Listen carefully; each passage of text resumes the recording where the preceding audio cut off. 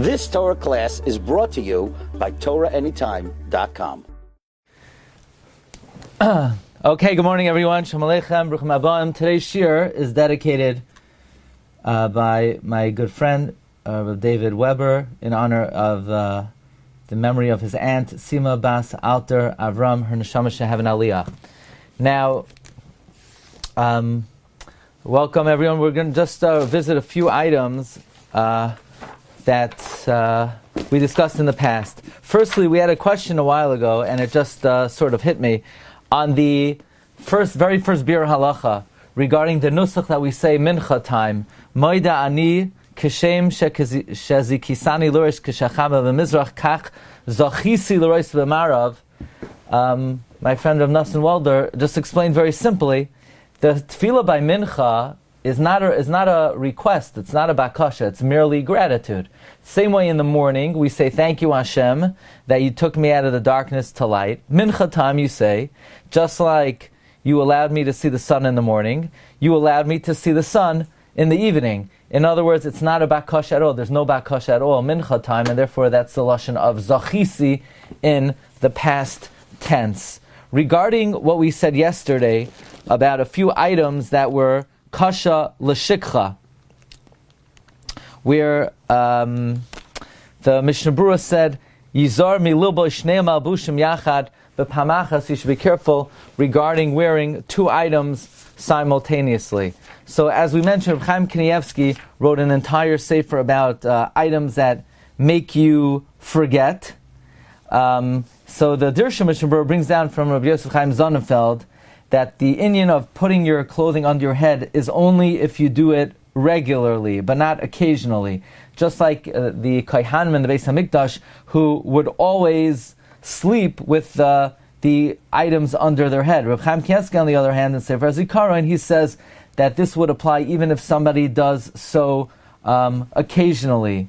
And the reason the Kohanim did so is because they had to guard their begadim and they had a mitzvah, so we would apply the rule of shomer mitzvah, lo yeda davar ra. Now, what about taking off two items of clothing at the same time? So they bring from Reb Chaim Kanievsky that from the Sefer Shulchan Atar that one should be makbid about this. However, the Hagoyis Orchos Chaim brings that this would not be kasha l'shikcha. It's interesting. What about women?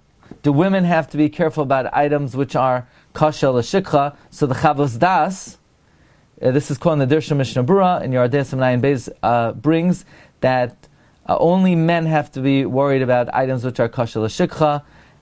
That's the opinion of the Beis Lachem Yehuda and Yerodea, that and Reb Chaim Kanievsky as well, that since women are not mitzuva al Talmud Torah, they do not have to be careful about items which are kasha l'shikcha. However, regarding ketanim, even though they didn't learn yet, Reb Chaim Kanievsky says they should be careful about these items which are kasha l'shikcha. I want to share with you what Reb Chaim says regarding reading a ksav sha'al gabe hakever. We mentioned that there might be a difference between a ksav which is boilate and a ksav which is shakua. So Reb Chaim brings down the Mishnah Berura, and he quotes the Sefer Negidu Mitzaveh. This is in Sefer HaZikaron Ois Chaf Vav. He brings the Negidu Mitzaveh, brings the name of the Arizal, that it only applies to a ksav boiletes. Reb Chaim wants to know, what about if it's not boilate and it's not shoikas? Meaning, maybe it's only not a problem if it's shoikas, but what about if it's completely smooth? He quotes the Yosef Oimetz, and he says a very interesting thing, that there's a pretty widespread custom that they put a stone on top of matzeva, and they said that this helps, that to avoid, it negates the fact that reading a matzeva is kasha l'shikcha. So he brings, it could be, it's a Kabbalah from the Kadmonim, and because the Arizal says this only applies by a script which is shoikas, and he brings, you could combine the two svaras. In other words, if it's shoikas and you put a stone, so then it could be that it's no longer a problem. Meaning he's quoting the Yosef Oimetz over here.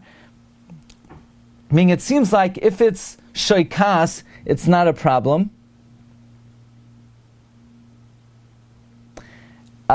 He wants to say that if it's shoikas and you put a stone, that would sort of take care of all issues completely. Then he brings, what about if you just merely read the ksav that's on a matseva without actually enunciating the words? So he says, even though normally when it says koire, it's dafka bepiv, Reb Chaim says it could be that if you're mistakel b'ksav on a kever, that's also considered koire. We know that regarding reading shtarei hedyotos on Shabbos, it's machlokes haposkim, whether that applies only if you actually enunciate the words, or even if you merely glance at it.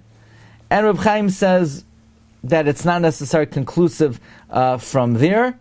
And Lochein nira sharoi lizoher gamkein. Reb Chaim says one should be careful not even to read the ksav on a kever behirhur, meaning to read it in their mind. Again, this only applies if it's a ksav boilate. Okay, so let's continue on in Sif Gimel in the Mechaber. Yedaktek b'chalukoi leloiv shoy kedarka. You should be careful to put on your garment normally. Shelo yahafoich hapnimi lachutz. You don't want to turn it inside out. Says the Mishnah Berura, b'chalukoi afal pishu tachas kol hamalbushim, even though it's under all your clothing, meaning one should not only be careful that his outer garments, his shirt, his jacket, are not inside out, but one should be careful that his inner garments are not inside out either. V'chol shekain b'shar begadim, and all the more so other clothing which are more apparent. Lachutz, what's wrong with having your clothing inside out? V'yero tfiris hamagunos, and people are going to see the unseemly stitchings, v'imrei hacholak and the hem, v'yizgana b'nei abrios, and you're going to be looked down upon in the eyes of people. Again, this fits in well with the explanation we learned yesterday of why you shouldn't put on two garments at the same time, even though, yes, there's a mystical reason, but it's all about making sure that a person's appearance is appropriate. If you are not careful and you turned your garment inside out, so there are repercussions. In other words, we're talking about even your undershirt. Let's say you realized in the morning during davening, you know what? My undershirt's inside out. So if you're a Talmid Chacham, you gotta change. You gotta turn it inside, put it on properly. So you don't cause people to chas v'shalom hate Torah, hate HaKadosh Baruch Hu. Ushar kol adam ein tzarach. A regular guy, if his undershirt is inside out, it's not the end of the world. Somebody might see that the label's on the outside. All right, don't take yourself so seriously. But if somebody purports to be a Talmid Chacham, then it's more of an issue. V'letfila, but this is all for the work, for your work. But for davening, afilu kol adam tzarach lepashtoi lav shekadarkai. Everybody, you see a guy, he's in the middle of Ashrei, he steps out. Hey, where's he going? He went to change. What happened? He put on his undershirt inside out. So during davening, a person has to remove the item that was inside out, put it on properly. Sharoi oz lahader bebegadav, because at that time, one should make sure that his begadim are worn in a more elegant way. Kamavayar b'siman sadi aleph. Toiv sheyasim shnei tzidei hamalbush biyad yaminoi. It is good. This is quoting the Arizal. It is correct to put both ends of the garment in your right hand. So in other words, you're putting on your shirt. So you take the shirt, you hold both ends in your right hand, and then v'yilbash hayamin, you put on the right side of the garment. V'achar kach hasmol, then you put on the left side of the garment. V'chavein. So in other words, this seems like this mystical practice over here, where you're holding both ends of the garment in your right hand. Now, in the back of the Dirsha Mishnah Berura, they bring down, well, what about a lefty? Should a lefty hold both sides of the garment in his right hand? So he brings Reb Chaim Kanievsky in his Kuntres. Reb Chaim wrote a Kuntres on the halachos for lefties. He says a lefty should put both edges of the garment in his left hand, and he should put his left hand into his sleeve first. So it's a very interesting halacha. Now, this is not routinely seen that people dress this way, but this is recommended by the Mishnah Berura from the Arizal. So a righty is going to take both ends of his garment, he's going to put it in his right hand, and then he's going to put his right arm in first, and then his left arm, and a lefty will do the opposite. V'yichavin, what should your kavana be? Ki hakoil nichlal b'yamin, everything is incorporated in the right side, meaning the right side is midas hachesed, the left side is midas hadin, and really, inherently at its root, everything is incorporated in the right side, and from the right side, bala smal, you'll come to the left side. On that idea, I'll share with you a thought a friend of mine shared with me last night, Rabbi Meir Bronstein, just the opening comment of the Ramah. The Ramah says, Shivisi Hashem lenegdi tamid, I placed Shem Havaya before me always, is klal gada b'Torah asher holchim lefnei ha'elokim. What do you mean asher holchim lefnei elokim? It should say asher holchim lefnei Havaya. I thought Shivisi Hashem lenegdi tamid. I thought they placed Yud Kei Vav Kei before them always. Why does the Ramah then speak about asher holchim lefnei elokim? So that's the idea. The idea is even when they're hoilech lefnei elokim, even when there's an idea that they're standing before Midas Hadin, they place it as Shivisi Hashem, they see it as the Midas Harachmim. Okay, Kasav HaRambam, Malbush Talmud Chacham, Yeh Malbush Noeh V'Naki. The garment of a Talmud Chacham should be clean, should be nice and clean.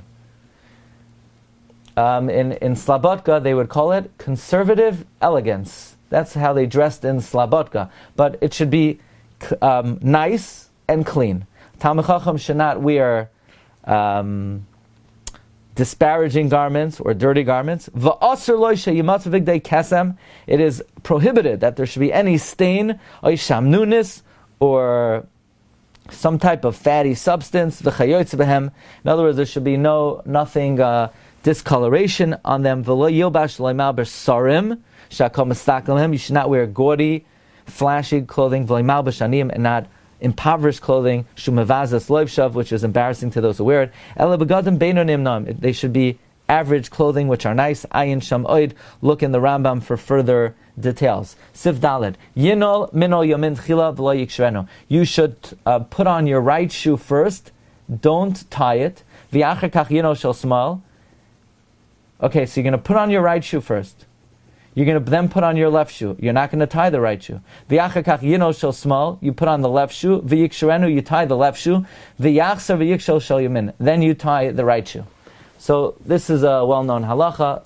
The right garment goes first, except for when it comes to tying, because we know the Torah gives chashivas to the left side when it comes to tying, because you tie tefillin on the left hand. Haga uveminalim shalanu, our shoes she'en lam kshira, that don't have laces. Yino shel yamin tchila, you put on the right shoe first. Don't think that you got to do something with the left shoe first because the Torah gives chashivas to tefillin. No, it's only regarding tying. Says the Mishnah Berura, Yamin, Sivkatan Hey, Sheken Matzina B'Torah, we find in the Torah, Shahayamin Chashiv Tamid. We find in the Torah that the right side is always more chashiv. Le'inyan Bayan Yad, regarding the placing of the blood on the right thumb, Varega on the right toe,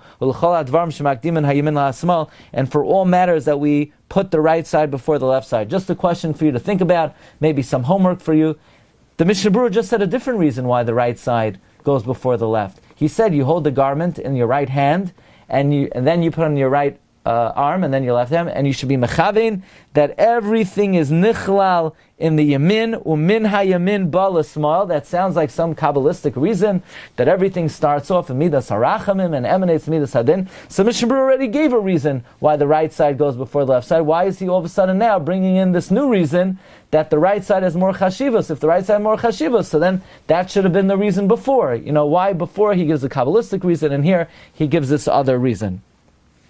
Sivkat and Vav, V'yiksherenu, you should tie the left shoe first. The Le'inyan Kshira, regarding tying, Matzinu, we find Torah Nasa Chashivas El Asmal, the Torah gives Chashivas to the left side. Shekoisher Let Tefillah Shel Yad, because we tie the arm tefillin on the left hand. Uva'an piloi shalevet, if you have these socks of felt, ein tzarich lahaktim smal lakshira.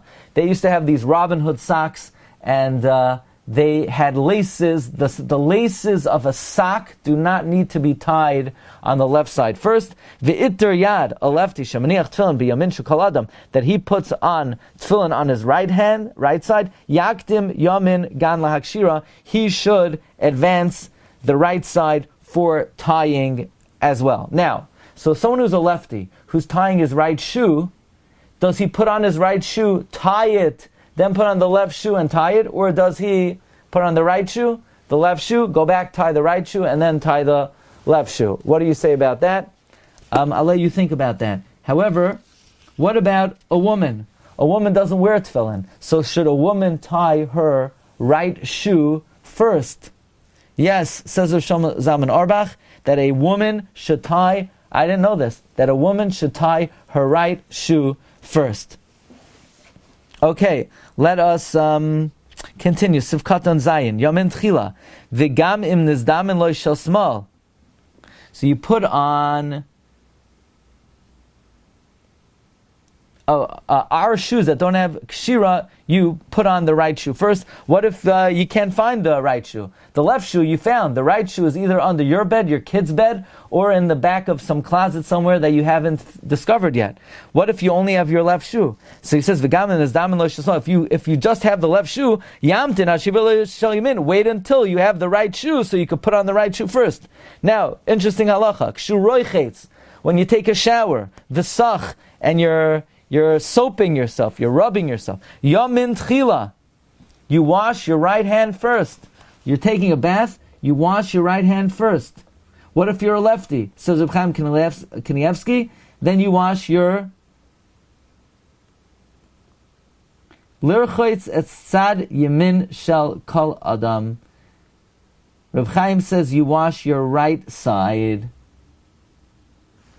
Interesting. So Reb Chaim says if you're a lefty, you still wash your right side first. V'imsach kol gufay. What if you're shampooing and soaping? First you wash your head, and then you wash the rest of your body. Rosh chilam neshu melech al kol yivarim va'ayin b'darkei Moshe. Says the Mechaber one more. Sefei kishachoyleitz minol, when you take off your shoes, choyleitz shel smal tchila. First you take off your left shoe. Says the Mishna Berura, choyleitz shel smal shezehu kvoida shel yamin. That is honor for the right side, to remove the left shoe first. Okay, we'll hold it over here, Rabbi Say. We'll pick it up tomorrow in Sif Vav. Wishing everyone a wonderful day. You've just experienced another Torah class brought to you by TorahAnytime.com.